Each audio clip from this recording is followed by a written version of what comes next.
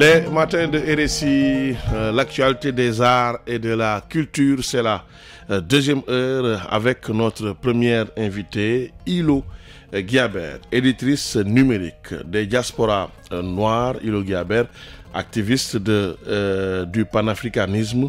Avec elle, nous allons parler carrément du continent et de sa diaspora ou de ses diasporas. Je crois qu'il y a des diasporas. On va voir. Ilo Guiabert, bonjour. Bonjour Alioune. C'est un plaisir de vous recevoir en toute honnêteté. On a tenu à vous avoir dans ce studio. Heureusement, ça y est, c'est fait. Avec l'appui de Jules Arsène Tiedji du journal quotidien que nous remercions. Ilo, éditrice numérique des diasporas noires. Il y a beaucoup de diasporas noires. Exactement. En tout cas, je suis très heureuse d'être ici aussi. Et vous êtes un grand homme de culture et bravo pour votre émission. Merci. Pour la culture, il n'y en a pas tant que ça ici au Sénégal. Merci Ilo. Et donc, pour les diasporas, effectivement, ma maison d'édition s'appelle Diaspora Noire au pluriel. Ouais. Parce que j'estime qu'il y a plusieurs couches de diaspora en fait. Il y a la diaspora d'il y a plusieurs siècles. Des gens qui ont été pris dans le piège de l'esclavage et qui sont partis du continent contre leur gré. Et il y a la diaspora économique, la diaspora plus récente. Des gens qui sont partis chercher une vie meilleure en Europe ou autre. Donc ça fait plusieurs diasporas. Je préfère ne pas dire la diaspora tout court parce que ça englobe tout ça. Et donc pour moi, tous les afrodescendants qui sont dans le monde sont les diasporas de l'Afrique et en fait appartiennent à l'Afrique. D'accord. Mais pourquoi ne pas avoir donner à cette appellation une dimension fédératrice pour dire la diaspora, pour englober tout le monde? En tout cas, moi, j'ai pris ce choix. Mais bon, on peut aussi dire la diaspora. Mais en fait, dans mes conférences que je donne sur l'Afrique unie, je fais bien le distinguo entre ces plusieurs diasporas et je dis qu'il faut qu'on réunisse tout le monde. En fait, le distinguo, c'est pas pour ne pas les inclure. Au contraire, c'est le distinguo pour bien dire que l'ancienne diaspora fait partie aussi de l'Afrique. Donc là, par exemple, je suis dans un comité d'initiative pour organiser un grand congrès panafricain fédéraliste. Et on parle, nous, dans ce comité, des États africains unis. Et les États africains unis, justement, on ne dit pas les États d'Afrique unis. On dit les États africains unis. La différence? Pour nous, ça veut dire que, par exemple, la Martinique est un État africain. D'accord. Parce que composé d'Africains. Donc, on n'aura plus à dire l'Afrique et sa diaspora. Ce sera africain unis, voilà, les États africains unis. Alors, ça peut être Haïti, par exemple, est un État africain, qu'on le veuille ou pas. Voilà. Donc, nous, on estime ça. Et voilà. État africain uni avec l'implication des Antilles ou des Caraïbes, mais qui ne sont pas encore indépendants. Oui, bien sûr, mais même s'ils ne sont pas indépendants, c'est pas grave. On peut très bien les inclure dans une réflexion, dans une vie culturelle, dans les échanges avec l'Afrique. Ça n'empêche pas. Par exemple, l'île de la Réunion, etc. On peut avoir vraiment des liens étroits avec ces États-là. Mais on va le faire, ces discussions, ces débats avec des Français, dans ce cas, par exemple. Si on parle des territoires, des dom-toms, comme on les appelait. On va le faire avec des Français, ce ne sera pas facile. Non, moi je pense que de toute façon, les États africains, comme la Réunion, qui sont en fait en majorité africaine quand même, la composition, peuvent très bien avoir des relations et des échanges avec l'Afrique sans pour autant que les Français soient impliqués. C'est pas forcément... on n'est pas en train de parler d'État indépendant forcément. On dit que l'Afrique réunit ses enfants et en fait, je veux dire que les liens peuvent être définis de différentes manières. C'est pas forcément des liens onusiens Les accords cadres, etc. Voilà, c'est vraiment, on veut avoir des liens avec tout le monde, tous les afro-descendants du monde. Voilà, souvent, c'est les populations qui prennent ces initiatives. L'État ou les États restent incontournables. C'est difficile de contourner les États qui ne prêtent pas une oreille attentive à vos activités, malheureusement.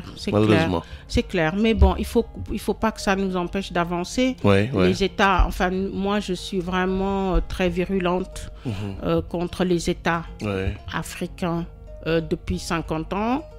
On a bien vu, même l'OUA, l'UA après, etc. Tous ces gens-là, ils n'ont pas beaucoup avancé dans l'unité africaine, vraiment, en réalité. Tous ces gens-là, ils n'ont pas beaucoup avancé dans la souveraineté de l'Afrique. Faut dire ce qui est. Donc, mais il n'y a plus d'États. Tous les États sont libérés quand même. Oui, d'accord. La décolonisation est une réussite quand même de l'Union africaine ou de l'OUA. Si on veut appeler ça comme ça, moi j'estime qu'on n'est pas si indépendant que ça. Hein. D'accord, oui, économiquement, que ce soit tout le monde est d'accord. Que ce soit économiquement ou que ce soit dans plein de domaines, on n'est pas indépendant tant que ça. Hein. Oui, bien sûr. Donc bon, on va pas sur la forme comme on dit. Les gens. Mais bon, quand au Sénégal, économiquement, la part la plus belle quand même, c'est les entreprises étrangères. Qui sont vraiment chez eux, qui voilà, avec une sorte d'arrogance, etc. Voilà.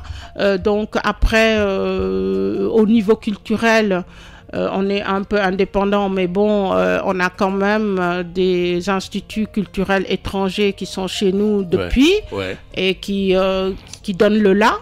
Et la culture est financée par le guichet occidental. Ben voilà, donc je suis désolée, mais bon, l'indépendance, ça commence par la culture. Les arts. Parce que je trouve que si on nous dit qui on est, si quelqu'un d'autre nous dit qui on n'est pas indépendant. Non. Et nous, on devrait nous-mêmes donner le là, dire nous-mêmes qui on est au niveau culturel, par exemple. Que ce soit le Goethe Institut ou l'Institut français, culturel français, etc. Moi, j'ai rien contre. Mais quand même, c'est eux qui ont les moyens ici. C'est eux qui produisent des gens. Et donc, ils produisent des gens qui leur plaisent.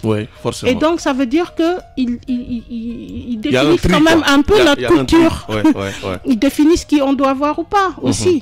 Donc, il y a un problème là-dessus. Alors moi, j'avais créé un centre culturel, enfin un espace culturel qui s'appelait le Nubi Art. Et au bout d'un an, j'ai fermé. C'était où? C'était à la zone A. Et c'était un restaurant africain, gastronomique africain, avec une salle de conférence, une boutique et une galerie permanente d'exposition. Le soir, on faisait du slam ou on faisait des after-work. Moi-même, j'animais des ateliers de culture, des ateliers d'écriture. Il y avait les livres de diaspora noire, etc. Donc, c'était un espace culturel assez vivant. Le seul problème, c'est que voilà, on a toujours le même problème de manque de moyens. Malheureusement. Pas subventionné par l'État. Eh ben oui, en fait, subventionné peut-être, il y en a qui le sont peut-être, mais bon, c'est peut-être pas suffisant. Ou en tout cas, on prête pas une oreille attentive à nos besoins.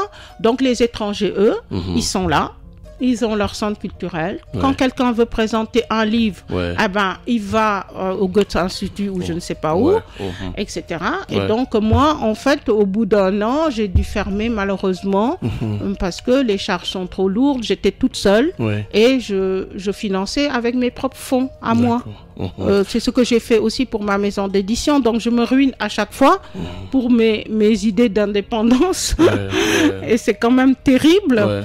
D'avoir ce constat que les étrangers, eux, ils financent. Voilà, en fait, les instituts sont financés par l'État français ou l'État allemand.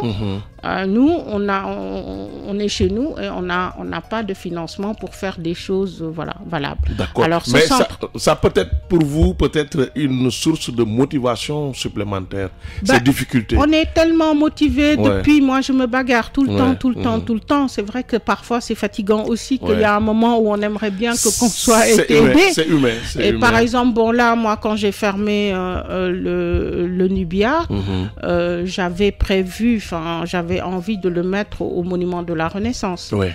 Je suis allée voir mon ami Racine Senghor, qui est très sensible à ça, etc. Mais il y a un petit problème administratif ou je ne sais pas quoi. C'est carrément l'État, hein? Ça ne sera pas facile. C'est toujours l'État, donc il y a un problème. Est-ce que les textes au niveau du monument acceptent ce partenariat public-privé? C'est ça le problème.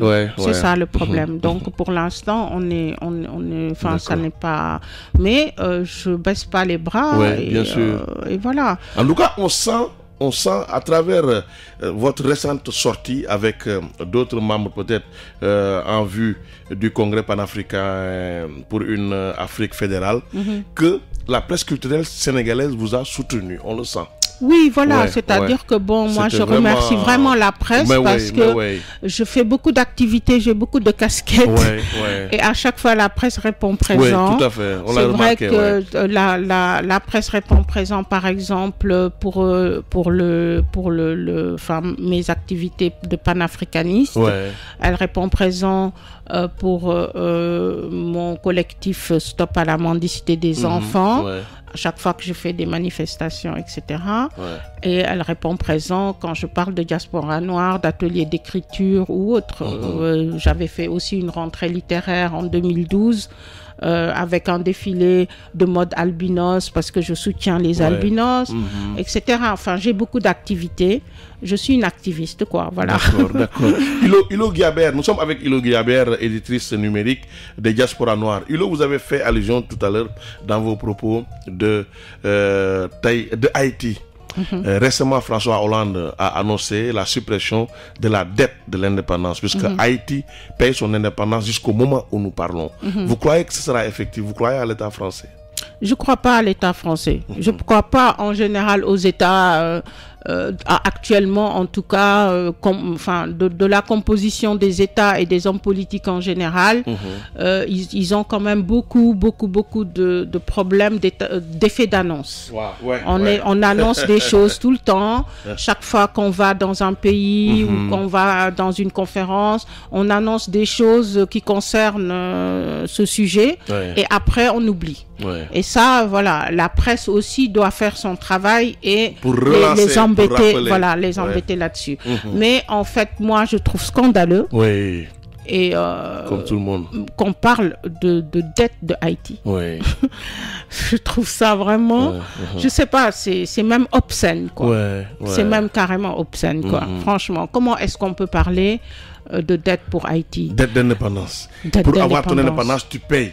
Jusqu'en 2015, tu continues à payer ton indépendance à la caisse de consignation française. Donc, ça veut dire que l'esclavage continue. Ça veut dire qu'en fait, on a racheté, on rachète sa liberté, c'est ça.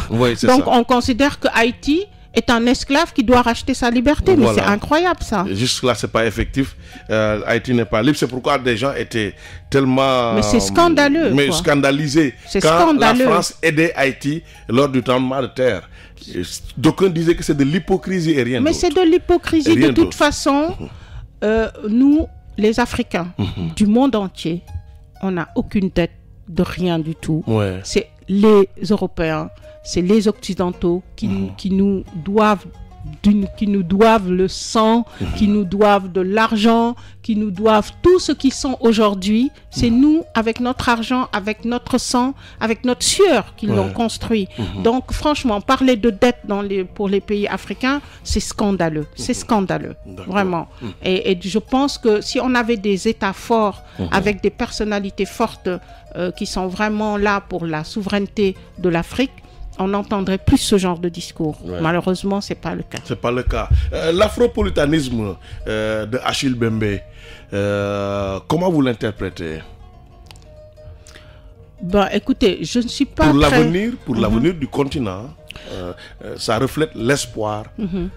Alors moi, je suis très afro-optimiste. C'est-à-dire que c'est vraiment comme une religion que j'ai. Depuis 2011, je sillonne les réseaux sociaux, je sillonne les journaux, etc. pour dire l'Afrique est magnifique, l'Afrique a des ressources. L'Afrique a une jeunesse incroyable, bouillonnante, créative, etc. Et l'Afrique s'en sortira. Et on est en train de faire une renaissance africaine, qu'on le veuille ou non, qu'on le voie ou non. Parce que bon, moi, je le vois. Je le vois parce que j'ai créé la revue des bonnes nouvelles d'Afrique. Et quand j'ai créé... Un hebdo mensuel? En fait, c'est une revue sur Internet. Donc, c'est en permanence, quoi, sur le site de Diaspora Noire. Et en fait, quand j'ai créé cette revue, je me suis dit, à un moment donné, quand même, vraiment, tu es folle. Pourquoi tu crées une revue de bonnes nouvelles d'Afrique? Où est-ce que tu vas aller prendre tes bonnes nouvelles? J'ai pensé ça à un moment donné. Et en fait, une fois que j'ai pensé ça, je me suis quand même attelée à chercher ces bonnes nouvelles et je les ai trouvées. C'est-à-dire qu'aujourd'hui, si on laisse tomber les grands médias occidentaux, qu'on creuse un peu, on trouve les bonnes nouvelles en Afrique. Il y en a plein. Et franchement, là, je ne les mets même pas. Enfin, j'en ai plein à mettre sur mon site. Donc, je suis très, très afro-optimiste. Et donc, je rejoins Achille Bembe. D'accord. Ilo Guiabert, aujourd'hui, vous avez beaucoup parlé de l'esclavage. Ça me permet de revenir sur le Sénégal qui a voté une loi en 2010 pour faire de l'esclavage un crime contre l'humanité. Jusque-là, le Sénégal n'est pas suivi par les autres pays africains. L'importance pour vous de cette loi, ou bien c'est des détails? C'est certainement pas des détails. En tout cas, tout ce qui concerne l'esclavage ne peut pas être un détail, c'est sûr. Mais bon, moi, vraiment... je suis déçue en général par les lois qui ne sont pas appliquées, par les effets d'annonce, etc.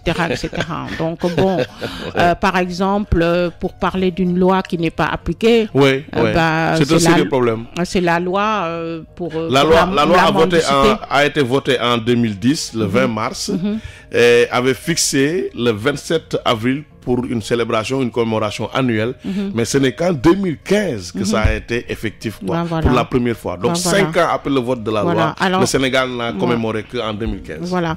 Alors c'est dommage, et moi je pense vraiment que les députés qui votent les lois devraient être plus vigilants pour l'application des lois qu'ils votent. Parce que quand même, c'est la République, c'est vraiment leur travail, ils se réunissent, ils votent des lois, et malheureusement, quand c'est pas respecté, c'est un peu leur crédibilité ou leur mission qui est à mal. Je parle d'une autre loi qui est la loi contre la mendicité, en tout cas des enfants. Moi, les adultes, je m'en occupe pas, mais la mendicité des enfants, elle est interdite normalement au Sénégal. Il y a une loi qui l'interdit, et c'est pas appliqué.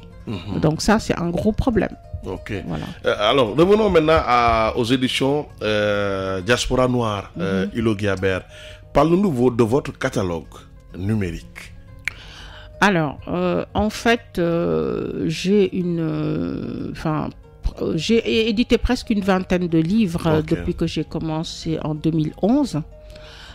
Entre 2011 et 2013, on va dire fin 2012, j'ai édité presque 20 livres. Ensuite, j'ai eu vraiment une pause un peu dans l'édition parce que il faut gagner sa vie, etc. On se ruine pour ces genres d'activités. Et donc là, je reprends à fond et je vais sortir beaucoup de livres d'ici décembre. Donc les auteurs, parle-nous des auteurs, c'est des Africains? Alors c'est des Africains qui représentent les diasporas, comme je vous ai dit tout à l'heure, les afrodescendants en fait. Bon, le Sénégal est plus représenté que les autres pays, bien sûr, puisque je suis sénégalaise. Au Sénégal, il y a qui? Alors au Sénégal, en fait, c'est souvent moi des jeunes que j'essaye de mettre en exergue. C'est votre politique? Voilà, c'est ma politique. J'ai édité des jeunes de 25 ans, des moins jeunes, etc. Mais il y a quelqu'un comme Léopold Ndiaye que j'aime beaucoup, qui est un grand écrivain à mes yeux, qui n'est pas encore connu, etc., qui est très prolixe, qui a écrit un livre, par exemple, de philosophie qui s'appelle « De l'ombre à la lumière ». J'ai tellement aimé ce livre que je l'ai préfacé. Bon, il y a quelqu'un comme Tchernognan, c'est un jeune, il a même fait des émissions radio et autres, qui a écrit un livre qui s'appelle Lumière de la Renaissance, etc. Bon, moi-même, je me suis édité sur un livre qui s'appelle Dior, le bonheur volontaire. Par exemple, Jamil Sis, qui est aussi un slammer, il est édité aussi actuellement chez moi. Quelqu'un qui s'appelle Maury Verbivore, qui a même été reçu par Sadakan à son émission, et son livre a été vraiment plébiscité. C'est un jeune aussi. Et avec vraiment, moi j'aime, en fait, j'ai fait cette maison d'édition pour éditer aussi les jeunes et essayer de leur... En fait, je suis très conditionné en général dans mes actes par la jeunesse, parce que je les soutiens et je me dis que ils valent la peine vraiment d'être soutenus pour une renaissance africaine, parce que nous on a fait notre temps et la jeunesse, il faut les pousser vraiment. Et donc Hilo Guiabert, est-ce que vous vous limitez à l'édition numérique? Pas de format papier, pas de copie dure? Si, bien sûr. En fait, certains de nos livres sont dans toutes les librairies de Dakar. D'accord. Le seul truc, c'est que bon, c'est pas facile à financer ça. C'est l'impression papier qui coûte cher. Et donc, je disais dans l'interview du quotidien que là aussi, moi, j'ai un problème de subvention. C'est-à-dire que quand je demande à la direction du livre de me subventionner, ils me ressortent les conditions qui sont les conditions qu'ils demandent aux éditeurs classiques. Ça n'intègre pas l'arrivée du numérique. Voilà, ça n'intègre pas. Donc, il y avait un ministre qui était très, très intéressé par l'édition numérique, qui était Aziz Mbaye. Et lui, il m'avait appelé. Il m'avait demandé de venir le voir, en me disant, voilà, moi je suis quelqu'un qui croit beaucoup en l'édition numérique, j'aimerais que vous me fassiez un projet pour qu'on édite beaucoup plus de livres, etc. Mais bon, entre-temps, il est parti. Il y a eu changement. Voilà. En tout cas, Hilo Guiabert, il y a un combat que mène le secteur des livres et de la lecture depuis du temps des socialistes. C'est la loi sur le livre.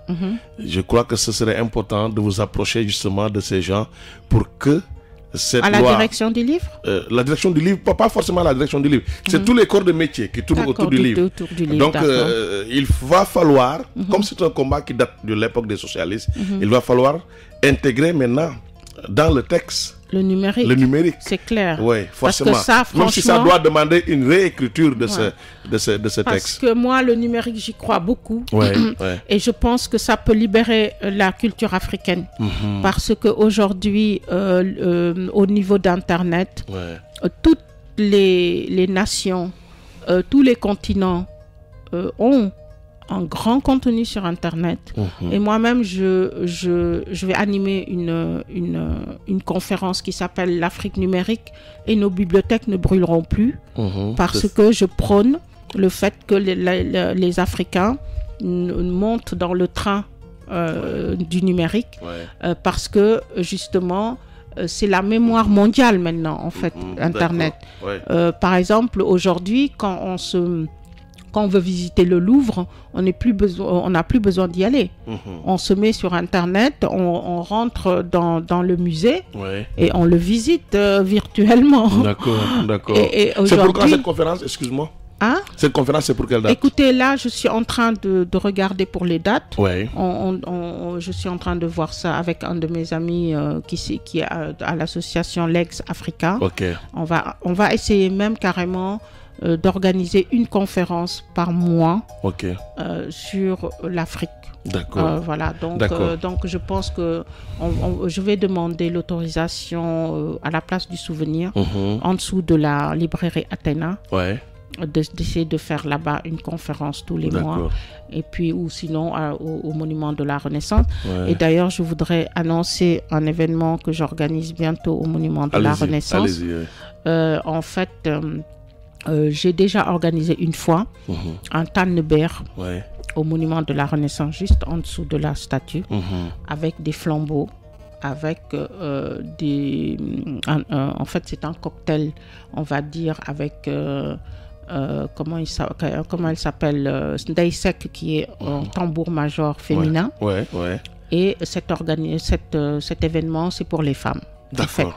Et c'est pour honorer les femmes. Donc, on va appeler ça les géantes invisibles. Les géantes invisibles. Et une fois par mois, au monument de la Renaissance, il y aura donc cette configuration, tambour-major, les flambeaux, la bouffe de la rue africaine, des dibis, des brochettes aoussa, etc. Et on en profitera chaque mois d'honorer 3 femmes qu'on trouve que vraiment elles font un boulot magnifique et qu'elles ne sont pas connues spécialement, ou bien même si elles sont connues.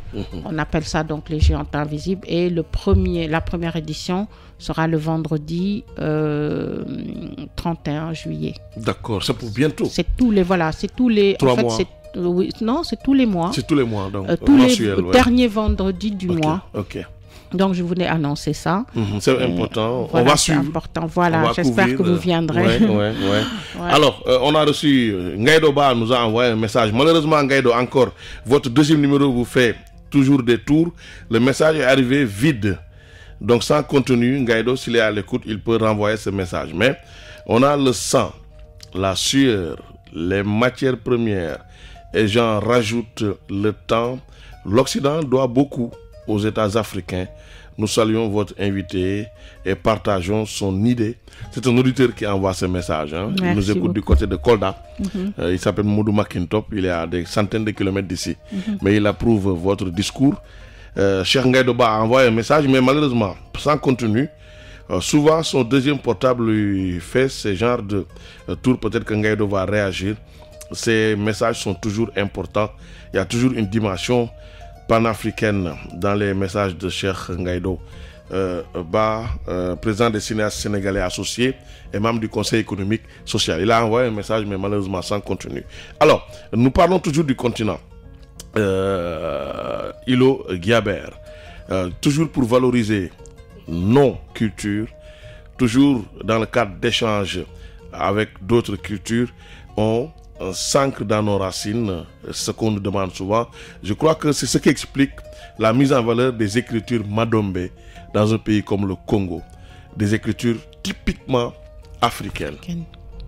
Oui, alors quand Sarkozy avait dit que l'homme africain n'est pas assez rentré dans l'histoire, ça m'avait vraiment mis dans tous mes états parce que si on est un tout petit peu érudit ou si on est un petit peu comment dirais-je, qu'on connaît un peu les thèses de Cheikh Anta Diop et qui est maintenant, en fait, ces thèses sont maintenant reconnues dans le monde entier. Je veux dire, même les Occidentaux purs et durs ne peuvent plus contester ces thèses.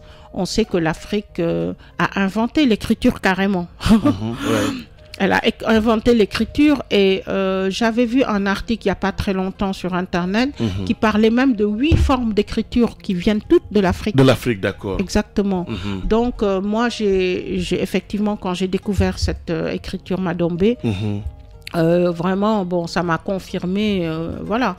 Et actuellement, il y a même des fouilles qui se font au Congo où on découvre carrément des, comment dirais-je, des statues égyptiennes là-bas, quoi. C'est-à-dire que maintenant, l'origine de l'Égypte négro-africaine ne peut plus être contestée par personne. Et en plus, on trouve dans certains pays reculés d'Afrique centrale, on trouve des liens avec cette Égypte-là déjà. D'accord. Donc cette écriture, vraiment, c'est une très bonne chose. Et il faudrait que... De toute façon, moi, je suis pour qu'on essaye de revaloriser nos langues africaines. Et d'ailleurs, je viens juste d'ouvrir une collection de diaspora noire qui s'appelle Wartan. C'est une collection où on publiera que des publications en langue africaine. Et donc, ça vient juste d'arriver. Macky Sall avait promis depuis décembre 2013 un soutien considérable pour les éditions dans nos langues nationales, mais on est toujours en attente quand même, c'est pas encore effectif. Eh ben, comme je vous avais dit tout à l'heure, promesse, promesse, promesse, effet d'annonce. Voilà, le message de Ngaïdo est arrivé. Tout comme la loi sur l'industrie cinématographique. En fait, Ngaïdo réagit par rapport à la loi sur le livre. Tout comme la loi sur l'industrie cinématographique et audiovisuelle, le projet de loi sur l'industrie du livre a aussi prévu le numérique. C'est une force d'anticipation des acteurs et entrepreneurs culturels. Là, Ngaïdo vient de nous dire que notre inquiétude n'a pas sa raison d'être. Tout est prévu, le numérique est dedans. Donc c'est bon, voilà, c'est important. Il faudrait savoir si c'est dedans pour être dedans, ou si vraiment on a pris en compte les spécificités du numérique par rapport à l'édition classique. Parce que moi, je vous raconte, quand je suis arrivée, je suis allée à la direction du livre et là, je leur ai demandé qu'est-ce que je fais si je veux être subventionné pour un truc.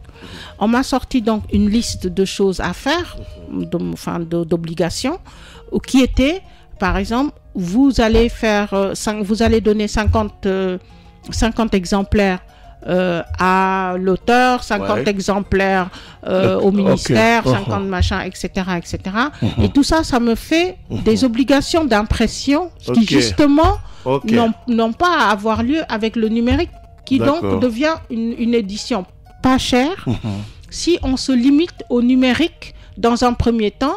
Et après, effectivement, moi, quand on est sur mon site, qu'on veut commander un livre papier, on le commande. D'accord. Parce qu'aujourd'hui, en France, par exemple, il y a des imprimeurs, et c'est dommage que ça ne soit pas encore ici au Sénégal ou en Afrique, mais il y a des imprimeurs qui impriment un livre à la demande.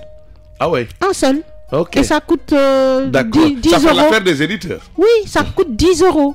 Okay. Donc, c'est pas cher. C'est-à-dire que quelqu'un vient sur le site de Diaspora Noire, commande le livre Dior, par exemple. Moi, j'envoie à l'imprimeur son adresse. Et en fait, l'imprimeur imprime un livre, le met sous cellophane et envoie à cette adresse. Donc, il n'y a pas d'invendu, il n'y a pas de stock. Voilà. Et donc, il y a vraiment beaucoup d'avantages. Alors, c'est pour ça que je serais très curieuse de savoir dans quelle mesure cette loi intègre vraiment le numérique, parce qu'il y a des spécificités du numérique. Et si c'est pour dire que le numérique est dedans et demander aux éditeurs numériques de produire une centaine de livres pour obtenir une subvention qui souvent est très très peu par rapport aux dépenses que l'éditeur fait, c'est-à-dire moi j'ai des éditeurs classiques que je connais qui en fait renoncent même à la subvention parce que les obligations qu'impose la subvention reviennent cher et que la subvention ne couvre pas ces obligations-là. D'accord. Vous voyez ce que je veux dire? D'accord. Donc voilà. Hilo Guiabert, en tout cas, merci infiniment. C'est moi qui vous remercie. Éditrice numérique des Diaspora Noires. On se donne rendez-vous le vendredi 31, c'est bien ça? Le vendredi 31 au Monument de la Renaissance africaine. Voilà. Pour les géantes invisibles. Pour les géantes invisibles. Les arts populaires au service de la dame ou des dames. Exactement. On va mettre la dame à l'honneur. Et je vous remercie. Je remercie vos auditeurs qui ont...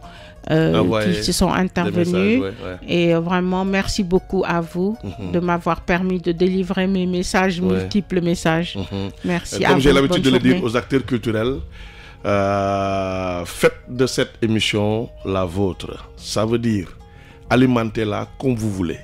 Je le dis, je prends en témoin les auditeurs, je le dis à tous les acteurs culturels. D'accord. En tout cas, il faudra me réinviter. Alimentez l'émission comme vous voulez. Envoyez-nous des invités comme vous voulez. Exactement. C'est une émission pour soutenir les porteurs de projets artistiques. D'accord. Ben, je vous enverrai un peintre que j'aime beaucoup. Très bien. Voilà, par exemple. Son nom c'est Fatiello. Ok. Et pendant que j'étais au Nubiar, je l'ai beaucoup exposé. Je l'ai exposé pendant le Dakar. Et vraiment, c'est un jeune très talentueux. D'accord. Et je vous enverrai aussi mes écrivains. C'est très bien. D'accord. Nous sommes preneurs. En tout cas, je reviendrai aussi parce que je n'ai pas dit tout ce que je devais dire. Hilo Guiabert, merci infiniment. Merci à Lune Diop, Djeredjef. Dans un instant, nous allons recevoir un jeune de la Médina, Malik Diouf, pour parler de Innovac, innovation, vacances.